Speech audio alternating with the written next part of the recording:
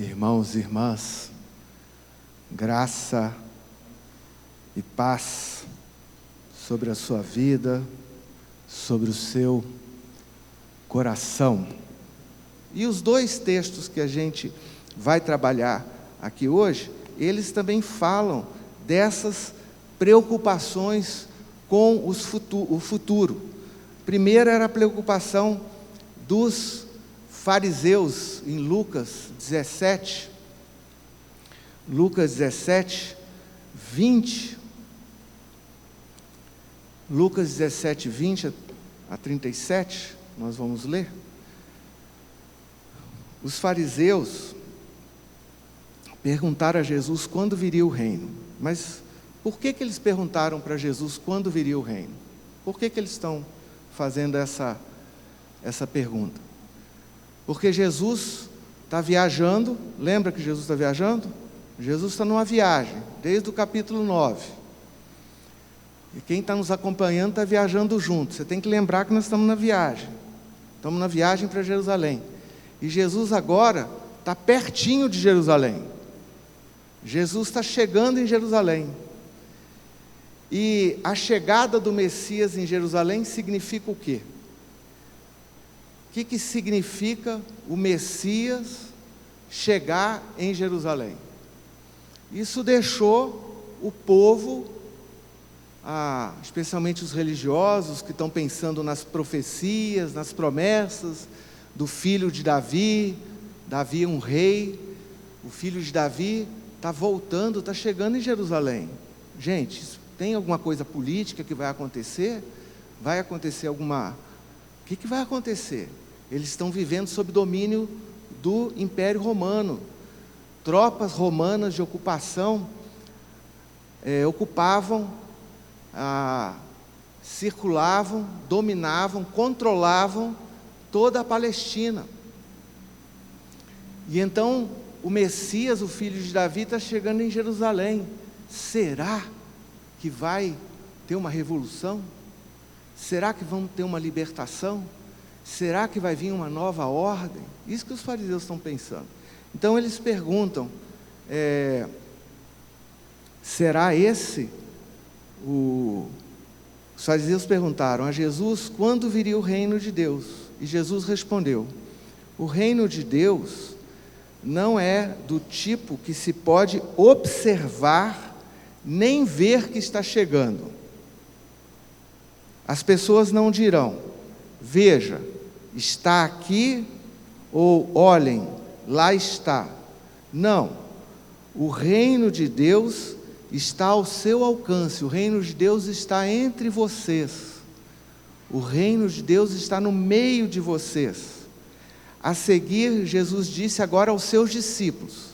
Então os fariseus provavelmente foram embora frustrados, e Jesus agora continua a conversa com os seus discípulos, para esclarecer os seus discípulos, esclarecer o seu povo. A seguir, Jesus disse aos seus discípulos: chegará o tempo em que vocês desejarão ver um dos dias do Filho do Homem, mas não o verão. Vai chegar um dia que vocês iam gostar muito de voltar ao passado. Vocês iam amar, adorar, voltar algum tempo atrás, um dos dias do Filho do Homem. Não é possível, não vai acontecer. Dirão a vocês: lá está ele, ou aqui está. Não vão atrás deles, não o sigam. O Filho do Homem, no dia em que vier, no futuro, será como o relâmpago que brilha de uma extremidade à outra dos céus. Mas antes é necessário que ele sofra muitas coisas e seja rejeitado por essa geração. Está falando da morte dele, do que ia acontecer em Jerusalém, o que estava para acontecer. Com o que podemos comparar os dias do Filho do Homem? Serão como os dias de Noé. O povo comia, bebia, casava-se, davam banquetes de casamento, até o dia em que Noé entrou na arca. Naquele dia veio o dilúvio e os levou a todos. E será como nos dias de Ló.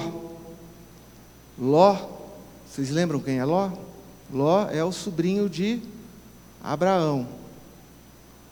Abraão saiu da terra dele e levou junto com ele Ló.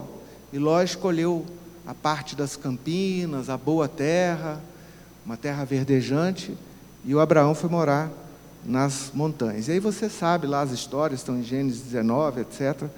Tem lá a história do Ló. Então será como nos dias de Ló. O povo comia, bebia, comprava, vendia, plantava, construía, mas no dia em que Ló saiu de Sodoma, choveu fogo e enxofre do céu e todos eles foram destruídos. Com isso se parecerá o dia em que o Filho do Homem for revelado. Naquele dia, quem estiver no telhado, mas todos os seus bens estiverem dentro de casa, não deve descer para apanhá-los. Quem estiver no campo, não deve retornar para pegar nada. Lembrem-se da mulher de Ló. Olha aí, lembrem-se da mulher de Ló. Se você tentar salvar a sua vida, a perderá. Mas quem perder sua vida, a manterá.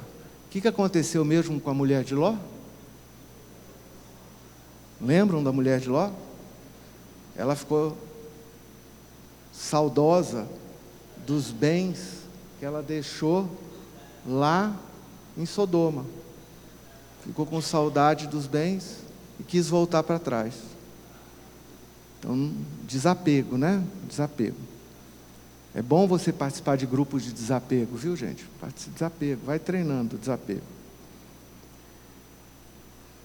Eu lhes digo que naquela noite, 2 pessoas estarão dormindo de lado a lado, uma será levada, outra deixada, 2 mulheres estarão moendo trigo juntas, uma será levada, outra deixada, 2 pessoas estarão no campo, uma será levada, outra deixada.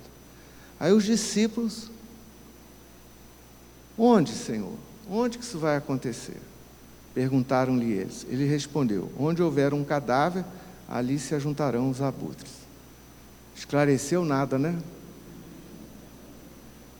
Tem gente que só de pegar esses textos de escatologia já trava. Tem cara que já desligou, assim, desligou. Falou de futuro, bloqueia. É tão confuso, tão complexo, né? Esses textos. Bom, aí Jesus voltou nesse assunto.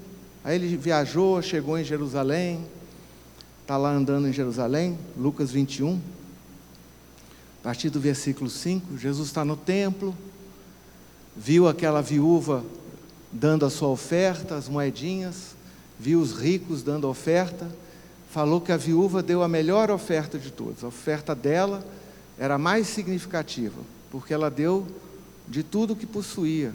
Naquele dia ela resolveu dar uma oferta especial, enquanto os ricos estavam dando do que lhes sobrava, estavam dando o resto, estavam dando as sobras para Deus.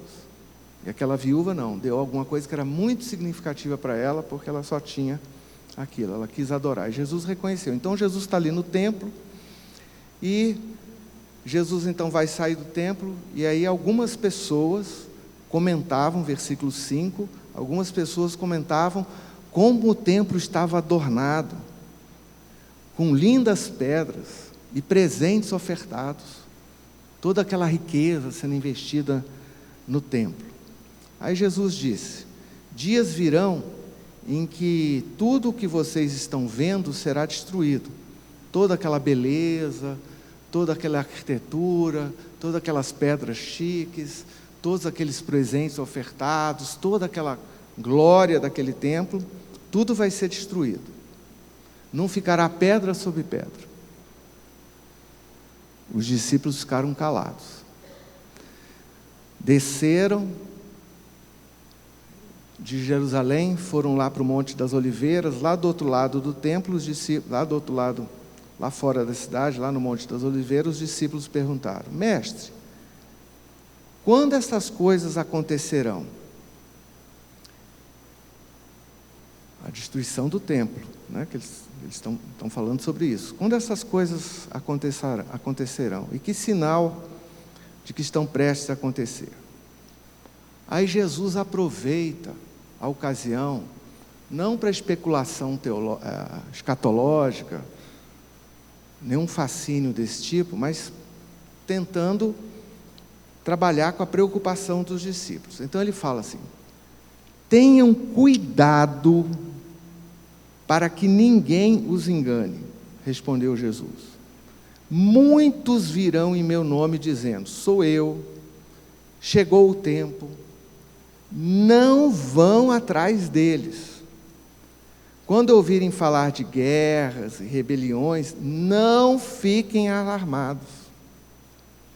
É necessário que primeiro aconteçam essas coisas, mas o fim não virá imediatamente. Nação se levantará contra nação, continuou ele, reino contra reino, haverá grandes terremotos, fomes, pandemias e acontecimentos terríveis e grandes sinais provenientes do céu. Mas, antes de tudo isso, vocês serão perseguidos, eles os entregarão às sinagogas e às prisões, vocês serão arrastados à presença de reis e de governadores por causa do meu nome. Essa será uma oportunidade para vocês contarem a sua história. Assim, estabeleçam em seu coração, não se preocuparem com qual história haverão de contar. Eu lhes darei palavras e sabedoria a que nenhum dos seus adversários será capaz de resistir ou contradizer. Vocês serão traídos até por seus pais, por seus irmãos, irmãs, parentes e amigos. E eles matarão alguns de vocês. Vocês serão odiados por todos, por causa do meu nome. Contudo, nenhum fio de cabelo de suas cabeças se perderá. A maneira de manterem suas vidas é sendo perseverantes. E aí Jesus continua. Mas, respondendo à pergunta dos discípulos, quando que o templo será destruído, mas Jesus continuou. Quando virem Jerusalém rodeada de exércitos, vocês saberão que chegou o seu tempo, o tempo de ser destruída. Então, os que estiverem na Judéia devem fugir para os montes. Os que estiverem em Jerusalém devem sair o mais rápido possível. E os que estiverem no campo não devem voltar para a cidade. Esses serão dias de juízo severo, o qual cumprirá todas as advertências bíblicas dos profetas. Ai das grávidas, das mulheres que amamentarem naqueles dias. Haverá grande aflição na terra e ira divina contra esse povo de Israel, os judeus. A espada faminta os devorará. Serão levados como prisioneiros para todas as nações. E Jerusalém será pisada pelos pagãos até que o tempo dos gentios ou dos pagãos se cumpram. Haverá sinais no sol, na lua, nas estrelas. Na terra as nações ficarão angustiadas e haverá confusão por causa do bramido e da agitação do mar e das suas ondas. As pessoas desmaiarão de medo, só de imaginarem tudo o que está prestes a acontecer no mundo.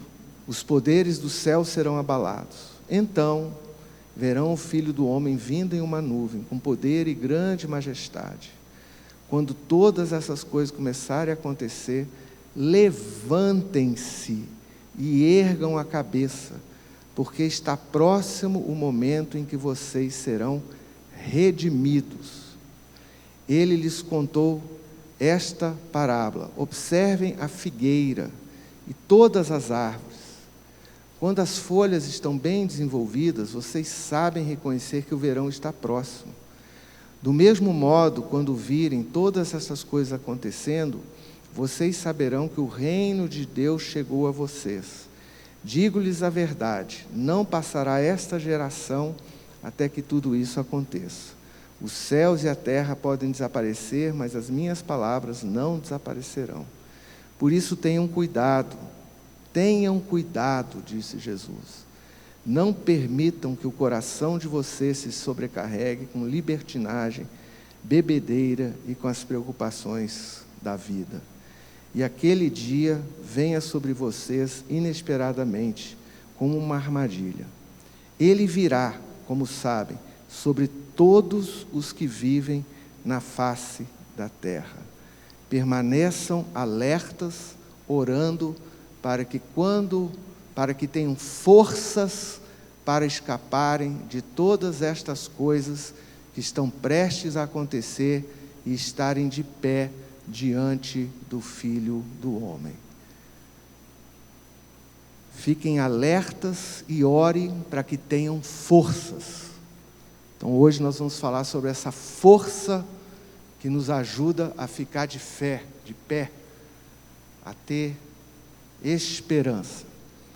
Como vocês viram, esses dois textos se complementam. O primeiro fala do reino que já chegou, o reino está entre vós, versículo 21, o reino está entre vós. Fala também do reino vindouro, da glória, da consumação desse reino. E o segundo texto fala de eventos históricos, como a destruição de Jerusalém, que já aconteceu no ano 70 da era cristã, 70 depois de Cristo. Jerusalém já foi destruída, mas Jesus continua falando de outras coisas que vão acontecer durante a história e como a gente deve se posicionar. Mas principalmente, Jesus não tem uma escatologia do terror. Jesus não quer tacar medo nos seus discípulos, apesar de umas frases difíceis, né? Matarão alguns de vocês. Gente, como é que Jesus quer dar esperança com uma frase dessa, né? Nem um fio da cabeça de vocês vai cair, nem um fio de cabelo vai cair, mas matarão alguns de vocês, tá bom? Então seu cabelo vai estar garantido, mas a cabeça não. Gente, como é que Jesus quer dar esperança para a gente com esse texto? Tem umas frases aqui assombrosas aqui no meio, não é? Vocês não acharam? Vocês leram o mesmo texto? A gente está junto? Aqui? Tem umas frases terríveis. Mas Jesus está dizendo assim, ó, eu não quero que vocês tenham medo. Então tem alguma coisa muito maior nesse texto, muito grandiosa, que Jesus está querendo levar os olhos e a mente dos seus discípulos a ficarem atentos nesses elementos, para que eles tenham coragem, para que eles tenham firmeza, para que vocês possam ficar firmes. Para que vocês possam ficar firmes. Uma força que faz vocês ficar firmes. É com essa força que a gente vai se conectar nessa manhã. Com essa força. Todo mundo aqui vai sair daqui energizado, tá bom? Então, coloca o seu carregador conectado aí na esperança celestial. E o que Jesus então faz? Jesus, um texto tão grande, né? Como é que a gente sistematiza, como é que a gente organiza esse texto?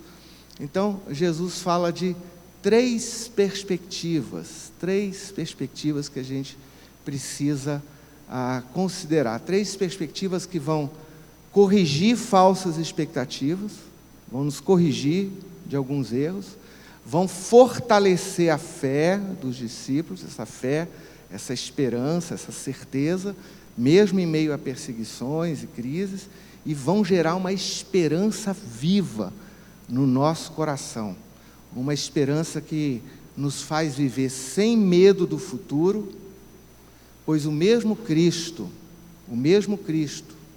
que andou entre nós, que deu a sua vida por nós, que ressuscitou, julga o mundo sustenta os crentes e vai redimir todo o povo de Deus. Então vamos considerar a primeira perspectiva. A primeira perspectiva são os tempos do reino de Deus. Os tempos do reino de Deus. Porque nós estamos falando de já e ainda não. Estamos falando de coisas que aconteceram no passado, coisas que estão acontecendo no presente,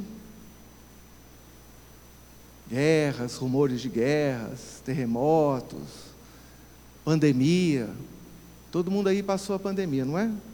Ouvimos, ficamos assustados, preocupados, mas Jesus disse, não é o fim.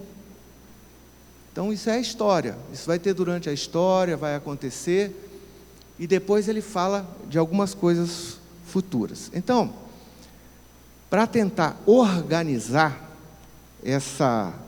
esses muitos tempos, esses eventos, ele fala de dia do Senhor, dias do Filho do Homem, fala de coisa para trás, fala de coisa para frente.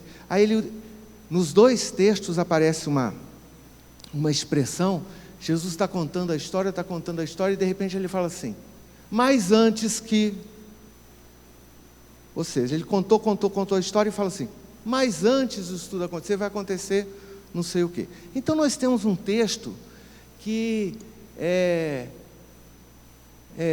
polifônico, é um monte de cores, é um monte de sons, são um monte de peças que ele está contando, e nós temos que tentar encaixar isso aqui. Então, eu preparei um esquemazinho aqui, e o Kleber melhorou muito essa organização.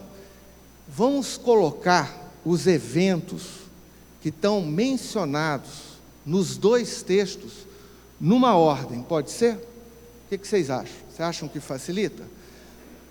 Eu preferi esse sistema de um evento depois do outro, mas poderia ser uma linha do tempo. Você poderia pensar, por exemplo, tem algumas coisas que estão com data marcada. O Filho do Homem sofrerá. Que ano que foi isso? Década de 30, né? Década de 30, o Filho do Homem sofrerá. Aí ele fala assim, o templo será destruído. Já sabemos, 70, já aconteceu, já passou. O Filho do Homem virá na sua glória. Já aconteceu? Não. Então, dá para a gente mais ou menos organizar os tempos, tá? E eu vou falar de 3 tempos. Mas primeiro vamos colocar em ordem aqui os eventos. O versículo 21, 17 e 21. Vê se você tem alguma dúvida sobre esse versículo. Vê se precisa de algum esclarecimento. 17 e 21. Olha na sua Bíblia. O reino de Deus está entre vós. O que vocês acham? É presente? É futuro? Já aconteceu? O reino já foi inaugurado? Já inaugurou o reino? Já começou, o reino está entre vós. E daqui a pouquinho eu vou falar sobre isso aqui, porque se o reino está entre vós, você devia estar percebendo ele de alguma maneira. Ele não é visível, mas ele é perceptível, ele produz efeitos. A presença do reino... Por que os demônios estão sendo expulsos? Por que tem gente sendo curada? Por que tem pessoas se arrependendo? Por que tem pessoas crendo? Por que tem pessoas nascendo de novo? Por que tem uns missionários que atravessam fronteiras e vão pregar o Evangelho em outras áreas? O reino de Deus está acontecendo. Presta atenção, meu amigo.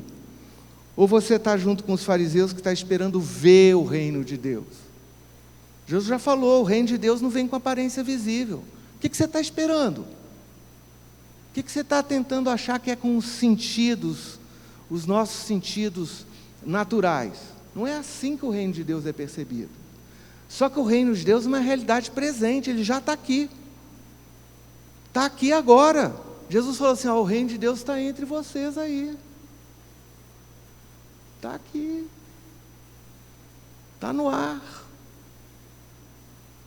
Então você precisa perceber quais são os benefícios, quais são as bênçãos que o reino está trazendo. Você precisa se conectar com isso aí. Será que você vai passar a vida e não vai se conectar com o reino? Com essas realidades espirituais, com tudo isso que o reino de Deus está trazendo? Sim, o reino de Deus está entre nós. Então, o reino de Deus está ao alcance, Jesus falou. O reino de Deus está ao alcance. Não está pleno ainda, mas já está aqui. O poder do reino já está em ação. O reino já está transformando a vida das pessoas. Olha as histórias que nós estamos vendo aqui em Lucas. Quantas pessoas tiveram a sua vida transformadas?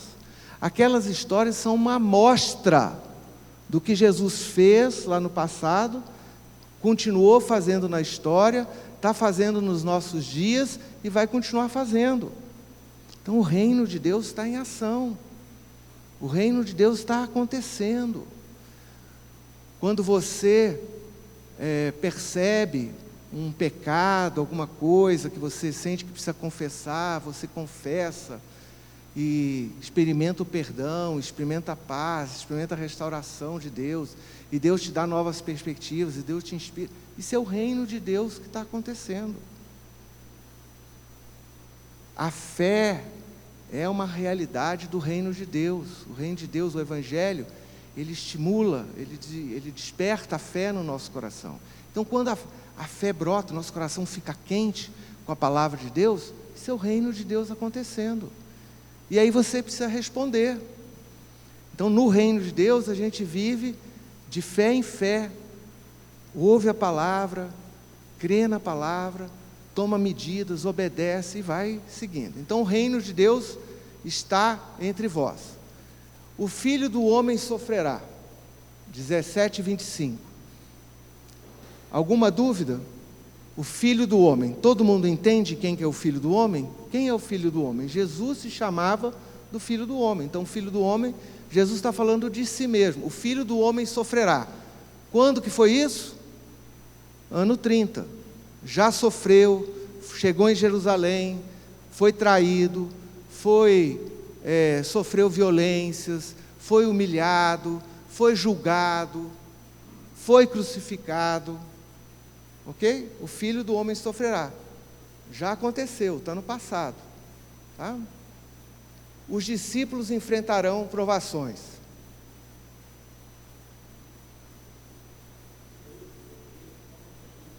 Já aconteceu? E acontece ainda? Então, aqui nós temos uma transição de coisas que estão acontecendo durante toda a história. Está claro? Está difícil? Estamos juntos? Porque depois disso tudo a gente vai rumo à glória, tá? Mas tem que pegar aqui cada parte. Então, o reino já está entre vós, o Filho do Homem sofrerá, os discípulos também enfrentarão provações. Eles são discípulos de Jesus. Jesus enfrentou provações, foi fiel, foi ressuscitado, está na glória. Esse é o nosso trajeto, esse é o nosso caminho. Então, os discípulos enfrentarão provações. Jesus falou isso, tanto no 17 como no 21. E aí, Jesus ensinou, o que você faz quando vem as provações? Quando vem as lutas? Você ora para ser arrebatado? Você ora para fugir? Não. Você vigia e ora, presta atenção no que está acontecendo. Fique esperto, não vive como um anestesiado por aí. Não vive como um alheio, não vive distraído. Presta atenção. O que mais tem nesses capítulos é, presta atenção. Olha a mulher de Ló, cuidado com isso, cuidado com aquilo. Daqui a pouco a gente vai falar. Então a gente vigia e ora. Os discípulos do passado tiveram que vigiar e orar. Os discípulos de hoje têm que vigiar e orar, cada um de nós. Não pode ser terceirizado, não é o pastor que tem que vigiar e orar. Viu? É cada um que tem que vigiar e orar, prestar atenção. E aí fala, o dia virá como um relâmpago. O dia, qual dia? O dia do Filho do Homem virá como um relâmpago. O que vocês acham? Já veio? Já aconteceu? Vamos fazer uma assembleia para decidir se veio, se não veio.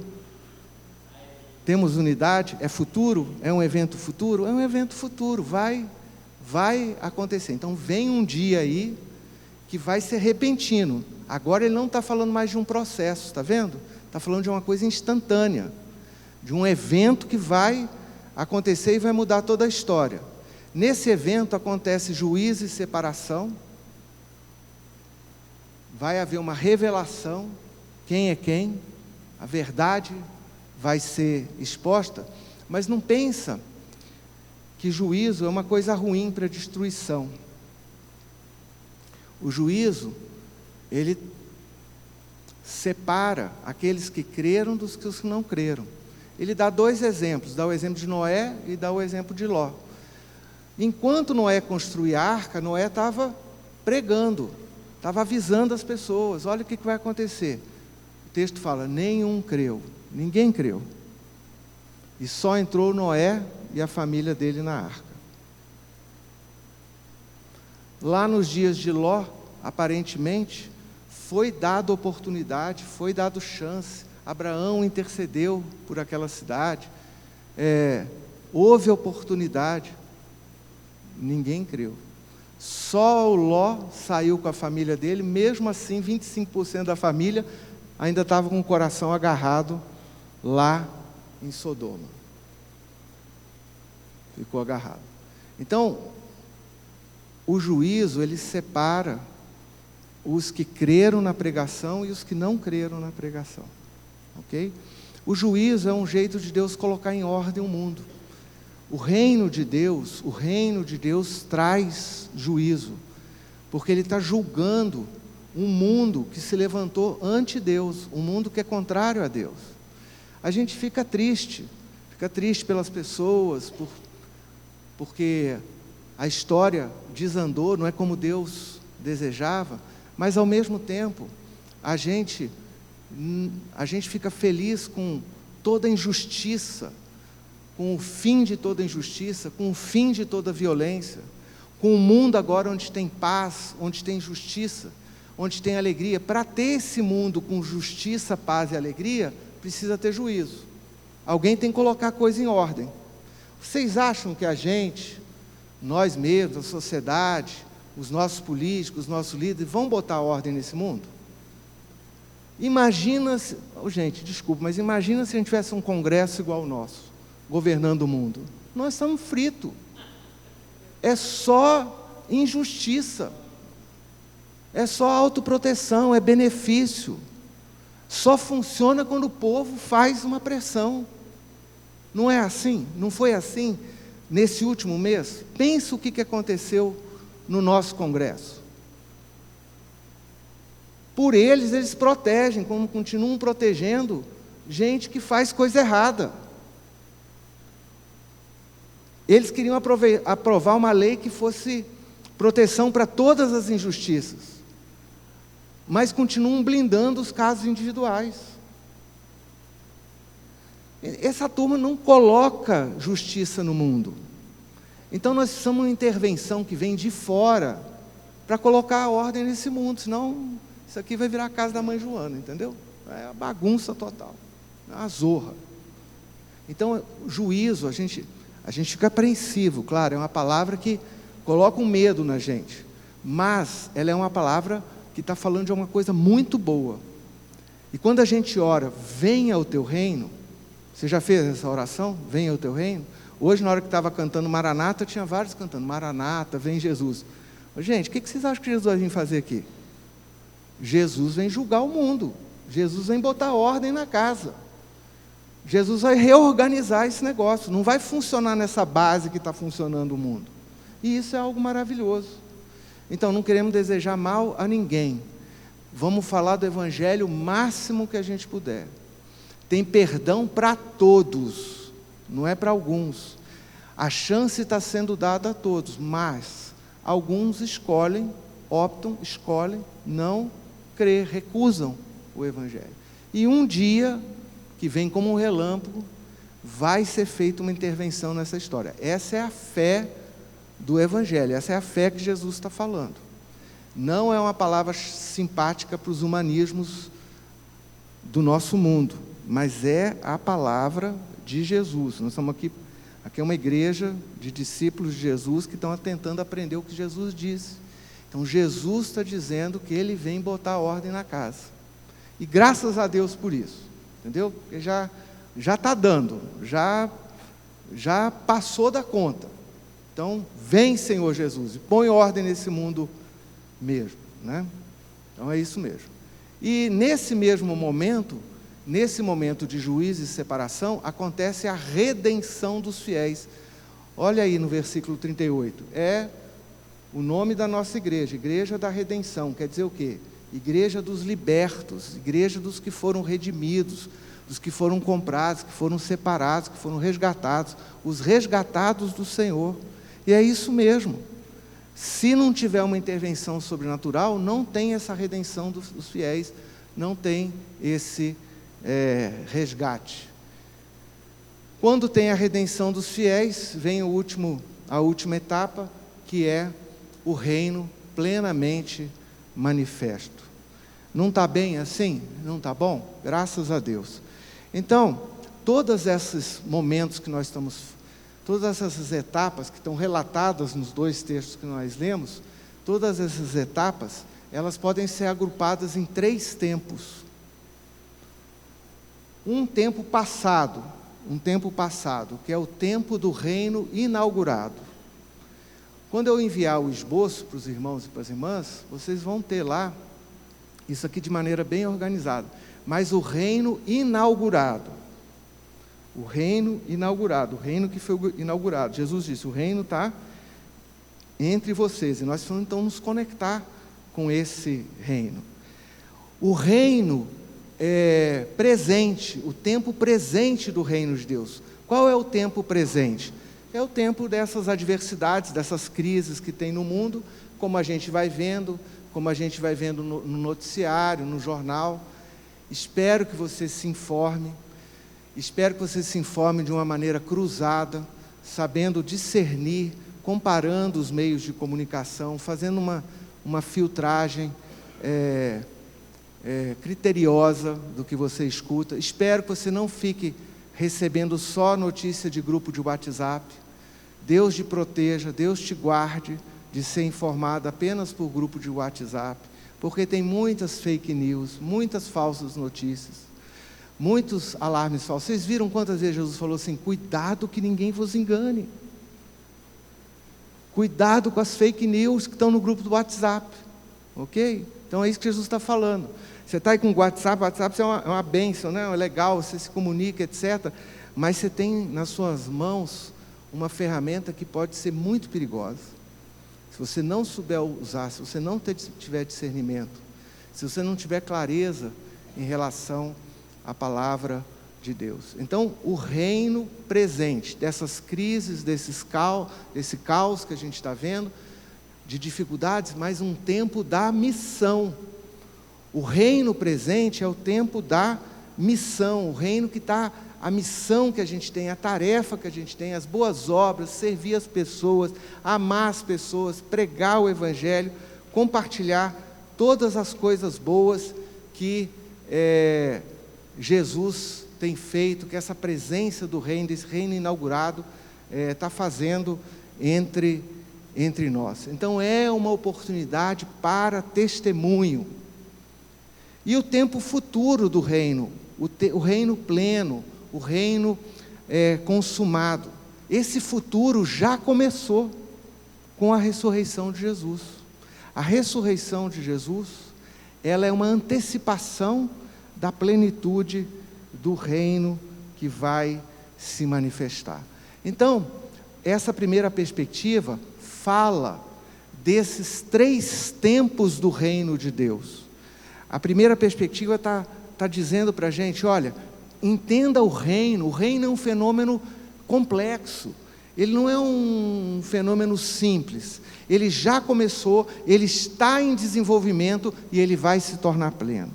E a gente participa de todos os momentos, a gente experimenta as realidades do reino, podemos já experimentar as realidades do reino, a gente, durante esse tempo em que o reino está se desenvolvendo, a gente participa com testemunho, a gente crê, a gente ora, a gente vai vivendo o discipulado, o seguimento a Jesus, e a gente espera, a gente aguarda a consumação desse reino. Isso nos leva às 2 últimas perspectivas que a gente precisa considerar nessa manhã. A segunda perspectiva é o discipulado à luz do futuro. o discipulado à luz de tudo isso que está sendo dito para o reino de Deus. Como que a gente é discípulo de Jesus, como a gente é seguidor de Jesus, em meio a tudo isso que Jesus está falando. Eu quero dizer para vocês o seguinte: a glória futura é inseparável da obediência presente. Presta bastante atenção nisso. A glória futura, a participação de toda essa glória futura, ela é inseparável da obediência presente. Então Jesus, quando está falando do futuro, como eu já disse, ele não está preocupado com especulação, com fantasia escatológica, com... Os fariseus vêm com aquelas ideias dele lá, de um reino nacionalista, de um reino que vai ter contornos políticos, que vai ter um rei em Jerusalém, que vai ter um trono com... Gente, Jesus não entra nessa seara. Qualquer um que falar de reino de Deus em termos de nacionalismo cristão, você põe de escanteio. Você se separa disso. Se afasta desse negócio aí. Jesus está separando, mas ele está chamando os discípulos a uma obediência ética. Jesus está chamando os discípulos a uma obediência ética. Por quê? A gente não pode nem escolher o tempo que a gente vive. Lembra que Jesus falou assim para os discípulos? Olha, vai chegar um tempo em que vocês vão falar assim: nossa, que saudade dos dias do Filho do Homem. Nossa, seria bom demais se a gente pudesse andar nos dias de Jesus. E talvez muita gente aqui já pensou isso. Nossa, eu queria ter vivido nos dias de Jesus. É essa saudade que está aí nos textos. Queria estar lá, ia ser muito claro, ia ser maravilhoso estar com Jesus, vendo Ele, estando presente. Não nos foi dado escolher o tempo em que a gente vive. Não nos foi dado essa escolha. Mas nos foi dado escolher como a gente vive. Jesus está nos dando a opção de escolher como a gente vive. Não podemos escolher o tempo, mas podemos escolher como a gente vive. E isso tem a ver com o discipulado, com as nossas escolhas, as escolhas que a gente faz. E Jesus, então, nesses dois textos que nós lemos, ele faz 5 advertências. 5 advertências para os discípulos. Primeiro, cuidado para não ser enganado. Está repetido nos 2 textos. Muitos virão em meu nome dizendo: sou eu. Então tome cuidado. O Henrique Cristo lá de Curitiba. Já viram o Henrique Cristo? Alguém não viu esse cidadão ainda? Depois em casa, não agora, para não cair um juízo do céu sobre você, você pesquisa na internet lá quem que é o Henrique. O cara fala que é Jesus. E fala com, né? Vai no Jô, eu lembro dele falando no Jô, né? O Henrique está vivo ainda? Alguém tem notícia dele? Nem sei.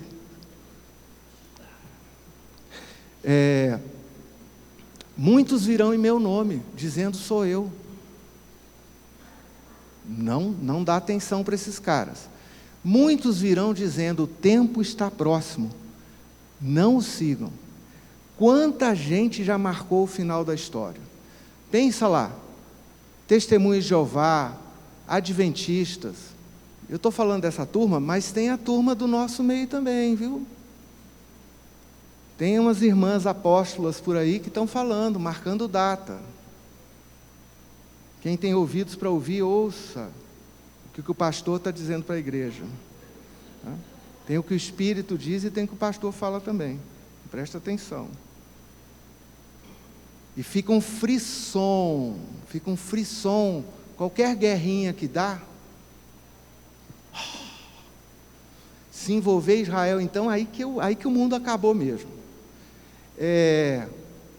Qualquer terremoto, pandemia. Gente, olha o que aconteceu nos últimos anos. Vocês foram testemunhas. Vocês viram. Passou no celular de vocês. Não o sigam. Jesus está advertindo para a gente não ser enganado, para a gente ter discernimento. Precisa ter discernimento. A segunda advertência que ele faz: desapegue-se dos bens, porque um dia você vai ter que largar isso para trás. Desapegue-se do bem. Quem tentar conservar a sua vida perderá, e quem a perder a sua vida preservará. Lembrem-se da mulher de Ló. Lembrem-se da mulher de Ló. Terceira advertência que ele faz: mantenham a perseverança. 21:19 diz: pela vossa perseverança ganhareis a vossa vida. Quer encontrar a vida com sentido, com significado? Pela perseverança ganhareis a vossa vida. A espera do reino de Deus se expressa em fidelidade, serviço, sobriedade e oração constante. Quarta advertência: cuidado com a libertinagem, bebedeira e ansiedade. Lucas 21:34. Tenham cuidado para que os seus corações não fiquem sobrecarregados de libertinagem. Nem precisava falar isso aqui para crente, mas Jesus está falando para os discípulos dele. Tomem cuidado, para que o coração não fique sobrecarregado de libertinagem, bebedeira e ansiedades da vida, de modo que aquele dia os apanhe inesperadamente. Come, bebe, casa, dá em casamento, compra, planta, negocia, faz tudo, mas não perde de vista, não perca a sobriedade. Presta atenção. Esse dia não pode pegar você inesperadamente. Então esse tema a gente tem que trazer de volta. Quanto tempo tem que você não escuta um sermão, uma mensagem sobre a volta de Cristo, sobre o reino que vai ser, com que você tem que se preparar, que você tem que... A gente precisa ser relembrado disso. Sabe por quê? Porque rapidamente a gente abaixa os nossos olhos. A gente já sai daqui distraído. Almoço, jogo, programa, não sei o quê, compromisso que a gente tem amanhã, muita coisa de trabalho, muita coisa de escola. E a gente baixa rapidamente a nossa atenção. Toma cuidado para que aquele dia não o pegue de maneira inesperada. Você está sendo alertado, você está sendo avisado, você, discípulo de Jesus, está sendo preparado para esse dia, para esse tempo. E finalmente a quinta advertência: vigiar e orar. 21:36. Estejam sempre atentos, vigilantes, e orem para que vocês possam escapar de tudo o que está para acontecer e estar de pé, firmes diante do Filho do Homem. E por fim, para encerrarmos a última perspectiva, a esperança que gera força para viver. O que Jesus falou de esperança nesse texto? A gente fica assombrado com algumas nuances, algumas declarações negativas, parecem muito negativas, são negativas, que Jesus menciona aqui. A gente está sendo advertido, ou seja, para Jesus o assunto é sério, nós temos que levar a sério esse assunto, mas no fundo Jesus quer gerar esperança no nosso coração. Por isso Jesus está dizendo: não desanime, não desanime, mantenha o seu olhar na esperança que dá energia para perseverar. A esperança cristã é muito diferente de uma expectativa vaga sobre um futuro bem-sucedido. Todos nós temos uma expectativa, um desejo de que o nosso futuro seja melhor, não é? Todos nós desejamos.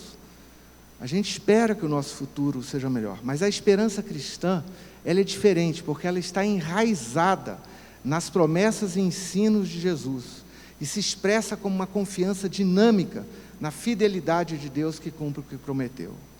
A esperança substitui o medo. A esperança expulsa o medo do nosso coração. O futuro de Deus, o futuro que Deus tem em mente, ele já começou em Jesus. Jesus já ressuscitou. Jesus venceu a morte. E isso dá sentido, essa esperança dá sentido ao nosso presente, porque nós esperamos participar da ressurreição, assim como Jesus foi ressuscitado. Por isso o versículo 28, e eu queria chamar a atenção para você, para esse versículo 28, onde está o Evangelho, onde está a boa notícia, onde está a esperança. Jesus diz assim: levantai as vossas cabeças, porque a vossa redenção está próxima. Essa palavrinha grega, que está traduzida aqui por essa expressão, levantai as vossas cabeças, é a seguinte ideia, é a seguinte palavra, ponham-se sobre os pés. Já viu isso? Olha esse movimento aqui. Nós procuramos uma ilustração. Imagina que você está assim, junto com uma multidão, e você quer ver o que está ali na frente. O que você faz? Ponha-se sobre os pés. É isso que Jesus está fazendo. Levanta a cabeça, olha mais alto, tenta ver por cima, vê o que está acontecendo. Levante as vossas cabeças, levantai as vossas cabeças, porque a vossa redenção se aproxima. Quando Jesus falou isso 2000 anos atrás, nós estamos 2000 anos mais perto da redenção que se aproxima, desse grande dia, dessa redenção consumada. Portanto, a escatologia de Jesus não é do terror, não é do medo, é uma escatologia do consolo. Escatologia é uma palavra clara? Escatologia é o estudo sobre o fim, quando a gente olha para frente. Mas, na verdade, é o fim dessa era, o fim dessa história, porque vai começar uma nova história. A redenção se aproxima, vem um novo tempo. Portanto, nós temos a esperança da plenitude do reino de Deus.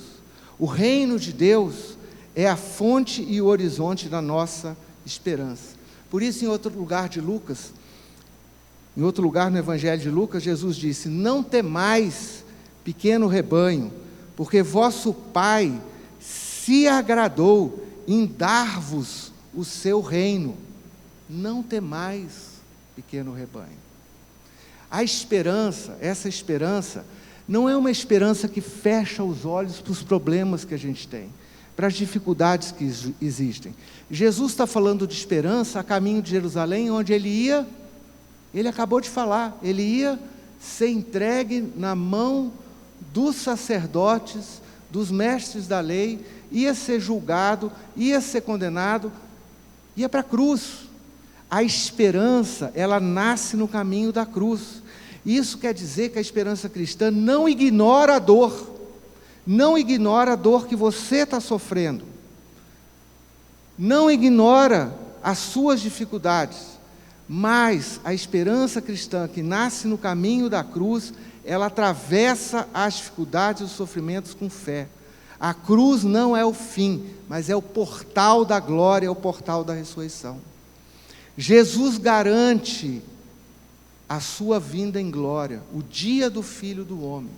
E, portanto, a esperança cristã está baseada num futuro certo de que Cristo voltará e os fiéis serão libertos. É o dia da revelação, o dia do juízo, o dia da redenção. Então, a esperança cristã, ela é certeza da fidelidade de Deus, que já começou a agir em Cristo e que há de completar a sua obra. É a esperança que nos sustenta na missão, que nos consola na dor, que nos inspira a justiça e que aponta a plenitude da vida com Deus. Nunca a esperança cristã é fuga desse mundo, mas é fé que transforma o presente à luz do futuro de Deus, pois Deus não desiste das pessoas e não desiste de nenhum de nós. Deus não desiste de você. A história, portanto, não caminha para um absurdo. O fim não é o colapso do mundo, mas a plena revelação do reino. O dia em que o Filho do Homem, que foi rejeitado, se manifestará como Redentor e Juiz. A esperança não é ingênua, ela vê o caos, mas mantém o olhar fixo e atento no Cristo que vem. A esperança cristã é a certeza da fidelidade de Deus, que já começou a agir em Cristo e que há de completar a nossa redenção.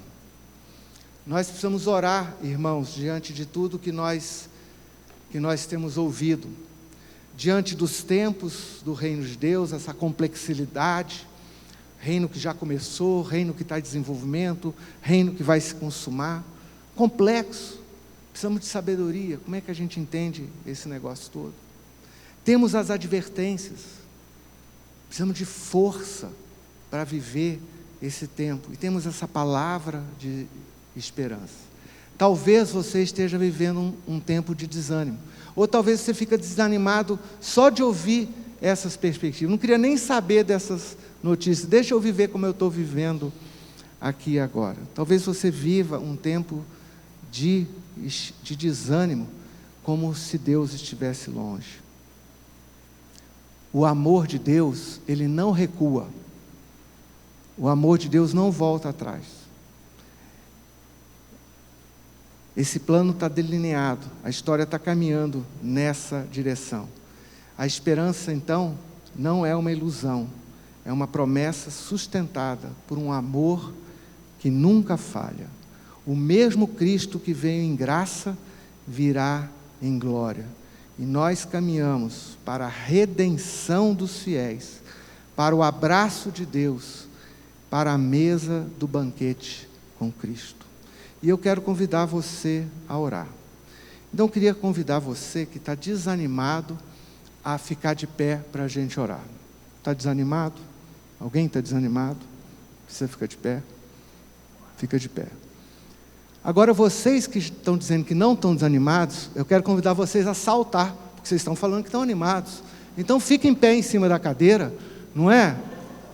Pula aí, porque eu vou orar pelos desanimados. Mas os animados, pode começar a pular, tipo Job assim, né?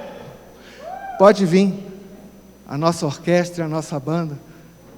Então, desanimados e animados. Desanimados e animados. Vamos orar? Vamos pedir a Deus para nos ajudar. Primeiro, a entender um pouquinho esse negócio. Precisa de clareza, precisa de luz. Precisamos de iluminação para entender esse negócio.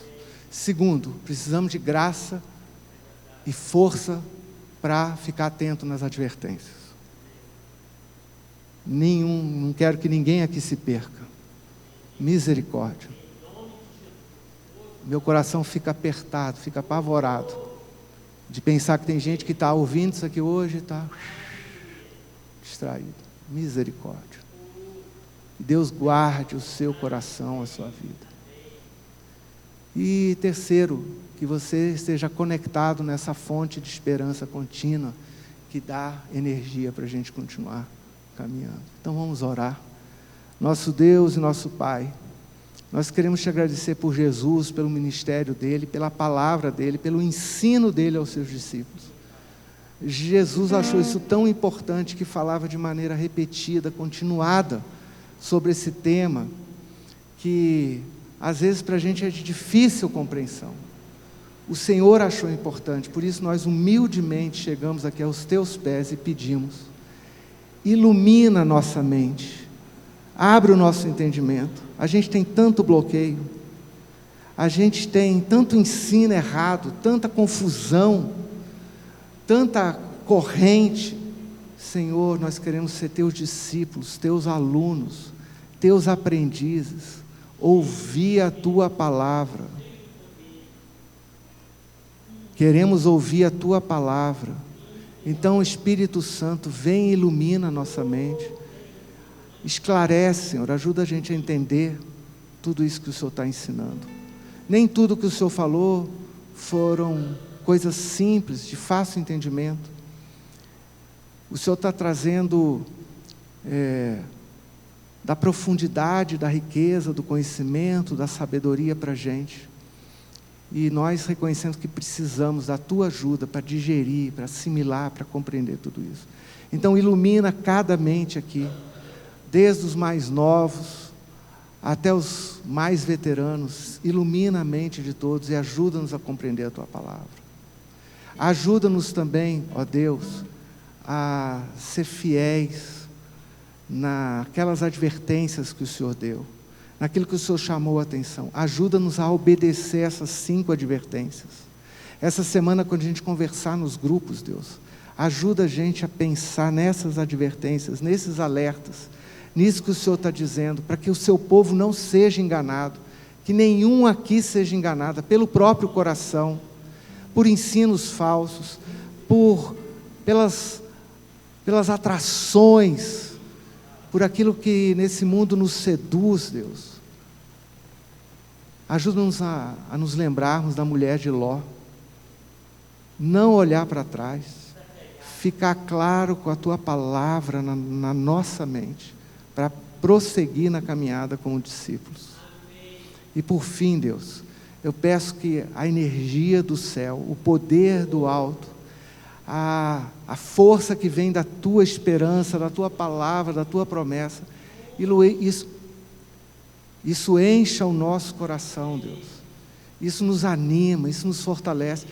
Pai, alguns de nós estão desanimados, e estão desanimados com muitas coisas, seja da circunstância, seja da própria vida, seja do discipulado. Alguns de nós a gente cansa de muitas coisas. Então nessa manhã a gente precisa ser renovado pelo Teu poder, pela Tua presença, pela Tua palavra, pelas Tuas promessas. E eu peço, Pai, por cada uma aqui que está desanimada, venha, ó Deus, e enche o coração com novo vigor.